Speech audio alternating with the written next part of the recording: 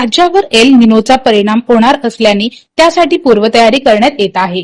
Task फोर्सही स्थापन केला आहे. शेतकऱ्यांनी पेरणीबाबत राज्य सरकारच्या मार्गदर्शक सूचनांचे पालन करावे, असे आवाहन मुख्यमंत्री देवेंद्र फडणवीस यांनी केले आहे. सदर सूचनांचे पालन केल्यास बळीराजावर दुबार पेरणीची वेळ येणार नाही.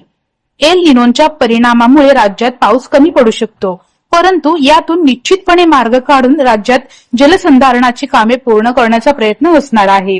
राज्यात चारा टंचाईची शक्यता लक्षात घेता वैरण विकासाचा कार्यक्रम हाती घेण्यात आला आहे. राज्य शासन शेतकऱ्यांना एसएमएससी पाठवित असल्याचे मुख्यमंत्री देवेंद्र फडणवीस यांनी स्पष्ट केले.